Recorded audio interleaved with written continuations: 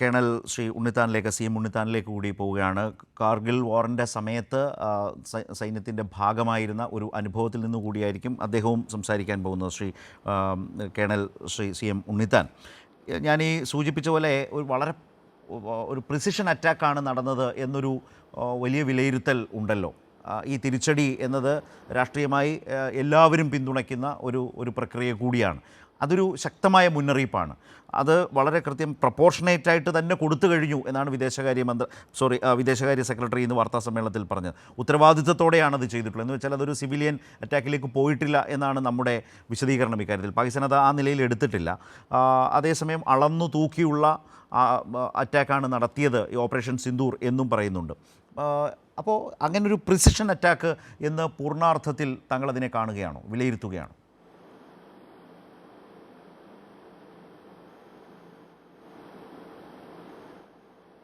International border cross ചെയ്യാതെ നമ്മുടെ Rafale വിമാനവും അതിലുള്ള ബിയോണ്ട് വിഷ്വൽ റേഞ്ചിലുള്ള മിസൈൽസും ഉപയോഗിച്ച് ഭാവൽപൂരിലും പിന്നെ ഗുൽപൂർ എന്ന് പറയുന്ന 2 LETയുടെയും പിന്നാണെങ്കിൽ മൗലാന മസൂദ് അഷറിന്റെയും ഹെഡ്ക്വാർട്ടർ അവിടെ അറ്റാക്ക് ചെയ്തു. അതെ, ജയ്ഷയുടെ ഹെഡ്ക്വാർട്ടേഴ്സ് മർക്കസ് സുബാനുള്ള ക്യാമ്പിലാണ്. അതുപോലെ ഈ മുർദേഖും പവൽപൂറും താങ്കൾ സൂചിപ്പിച്ചത് ഏതാണ്ട് ലാഹോറിന് അടുത്ത് വരെ എത്തുന്ന ഒരു ആക്രമണം, അതായത് പാക് ഒക്യുപ്പൈഡ് കാശ്മീർ. തീർച്ചയായിട്ടും അതെ, 100 ചില്ലുവാനം കിലോമീറ്റർ ഈ മിസൈൽസ് ഗൈഡ് ചെയ്ത് അവിടെ എത്തിച്ചിട്ട് പാകിസ്ഥാൻ തന്നെ പറഞ്ഞു കഴിഞ്ഞു, കൺഫേം ചെയ്തു കഴിഞ്ഞു, മൗലാന മസൂദ് അസറിന്റെ 10 ആൾക്കാർ, അദ്ദേഹത്തിന്റെ ബന്ധുക്കൾ മരിച്ചു എന്ന് പറഞ്ഞു കഴിഞ്ഞു, കൺഫേം ചെയ്തിട്ടുണ്ട്. അത് പ്രിസിഷൻ അറ്റാക്ക് അല്ലെങ്കിൽ എത്രയോ ആൾക്കാർക്ക് കൂടുതൽ, അല്ലെങ്കിൽ സിവിലിയൻസ്. ഇതൊരു മദ്രസ കേന്ദ്രമായിട്ട്, മദ്രസയുടെ തൊട്ടടുത്താണ് അതിന്റെ അണ്ടർഗ്രൗണ്ട്. അപ്പോൾ അവിടെ നമ്മുടെ മിസൈൽസ് അവിടെ എത്തിക്കുക. അതിൽ ഉപയോഗിച്ചിരിക്കുന്ന മിസൈൽസ് എൻ്റെ അറിവ് ശരിയാണെങ്കിൽ, അതായത് സ്കാൽപ് മിസൈൽ എന്ന് പറയുന്നത്, സ്റ്റോം ഷാഡോ എന്ന് പറയുന്ന മിസൈലും, രണ്ടാമത്തെ ഹാമർ. ഇതിനാണെങ്കിൽ 550 കിലോമീറ്റർ വരെ ദൂരത്തിൽ പോകാവുന്നതാണ് സ്കാൽപ് മിസൈൽ.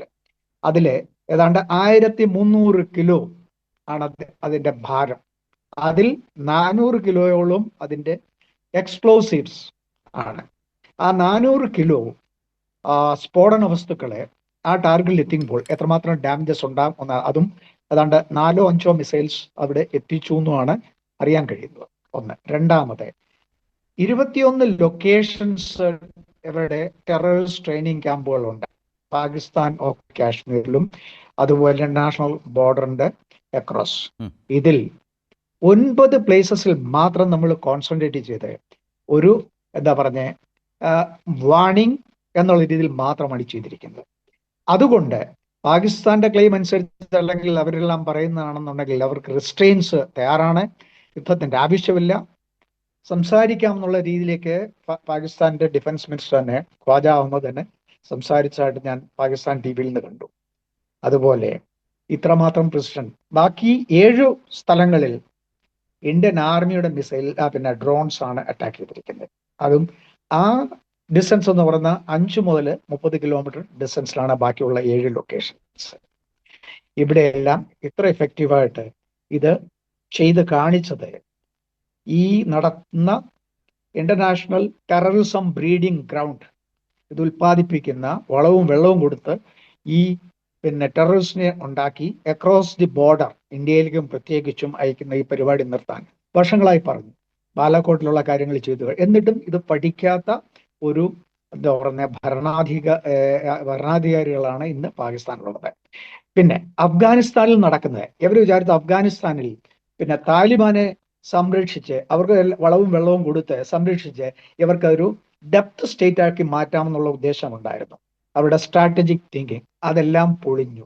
ഇന്നാണെങ്കിൽ താലിബാൻ അവിടുന്ന് ഇങ്ങോട്ട് കയറി ആക്രമിക്കുകയാണ്.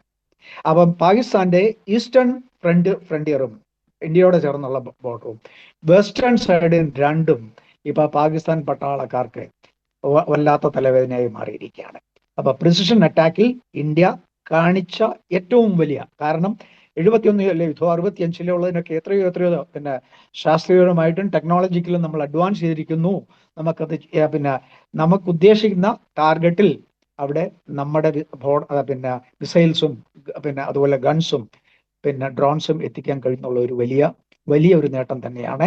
ഇത് ലോകത്തിനെല്ലാം ഉള്ള ഒരു മുന്നറിയിപ്പ് കൂടിയാണ്. എന്തുകൊണ്ടെന്ന് അത് പ്രത്യേകിച്ചും ചൈനയ്ക്കും ബംഗ്ലാദേശിലും ഇപ്പോഴത്തെ പുതിയ ഡെവലപ്മെന്റ്സ് വെച്ച ബംഗ്ലാദേശിലെ ഒരു major general, retired major general Mahmood എന്നാണെന്ന് തോന്നുന്നു, ഇദ്ദേഹം യുഎസ് ഗവൺമെന്റ് അഡ്വൈസർ കൂടിയാണ്. പറഞ്ഞത് ഒരു 3-4 ദിവസം മുമ്പാണെന്ന് തോന്നുന്നു, ഒരു പത്രസമ്മേളനത്തിൽ പറഞ്ഞെന്താണെന്ന് അറിയാമോ? പിന്നെ പാകിസ്ഥാനെ ഇന്ത്യ അറ്റാക്ക് ചെയ്താൽ ബംഗ്ലാദേശ് തീർച്ചയായിട്ടും പിന്നെ ഈസ്റ്റേൺ നമ്മുടെ 7 സിസ്റ്റേഴ്സ് പറയുന്ന ആസാം, മണിപ്പൂർ, ത്രിപുര, മേഘാലയ ഈ രാജ്യങ്ങളെ പിടിച്ചടക്കണമെന്ന്. എന്ത് വിവരത്തരവും പൊട്ടത്തരവും അയാൾ പറഞ്ഞു.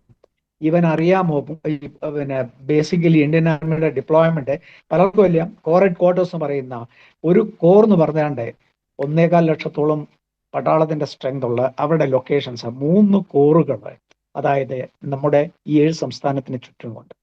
ഒരുപക്ഷെ അവർ വിചാരിച്ച 3-4 ദിവസം കൊണ്ട് ഈ ബംഗ്ലാദേശ് നമ്മുടെ കയ്യിലിരിക്കും. 71 ശക്തരായ പാകിസ്ഥാൻ പട്ടാളത്തെ അന്ന് നേരിട്ടത് 14 ദിവസത്തെ യുദ്ധത്തിൽ 14 days വാർ എന്നുള്ളത്, അതെ 4 ദിവസം കൊണ്ട് അടക്കാവുന്ന കേപ്പബിലിറ്റിയാണ് ഇന്ന് ഇന്ത്യൻ ആർമിക്കുള്ളത്. ഇയാൾ മറക്കാതിരിക്കട്ടെ, നല്ലതായിരിക്കും.